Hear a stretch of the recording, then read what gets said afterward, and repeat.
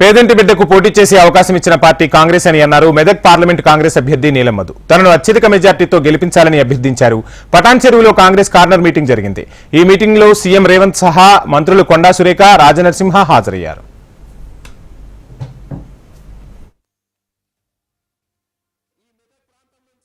గతంలో ఇందిరాగాంధీ గారు పోటీ చేసి ఈ ప్రాంతాన్ని అభివృద్ధి చేసిన తల్లి ఆ గడవీధి నుంచి ఒక పేదింటి బిడ్డకు అవకాశం కల్పించిన పార్టీ కాంగ్రెస్ పార్టీ అని చెప్పి తెలియజేస్తున్నాం.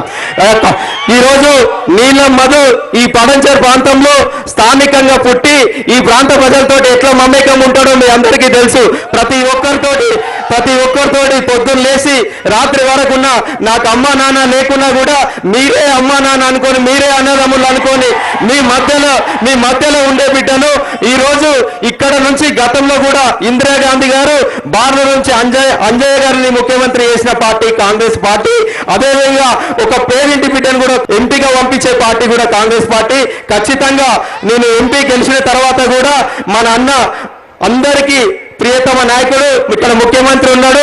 మీ అందరికీ కూడా రాష్ట్రం నుంచి వచ్చే నిధులు తీసుకొచ్చి ఈ పడంచేరు ప్రాంతాన్ని, మెదక్ ప్రాంతాన్ని అంతా కూడా అభివృద్ధి చేసి నా పార్లమెంటు నిధులు కూడా తీసుకొచ్చి మీకు ఎప్పుడు అందుబాటులో ఉండే నాయకుల్లాగా ఉండి మిమ్మల్ని కలుపుకోయే బిడ్డలాగా ఉంటా అని చెప్పి తెలియజేస్తున్నా.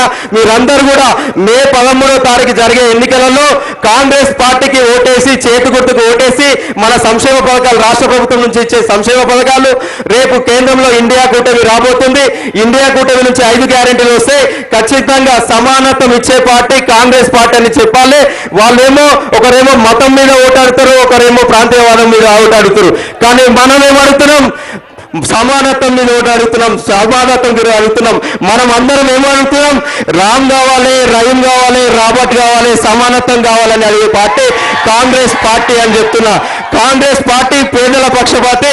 మేము కూడా నాకు అవకాశం కలిగినాక మీ అందరికీ అందుబాటులో ఉండి నాయకులను, అందరినీ, ప్రజల్ని మమేకం చేసుకొని అభివృద్ధి చేసే బాధ్యత నేను తీసుకుంటానని తెలియజేస్తున్నా.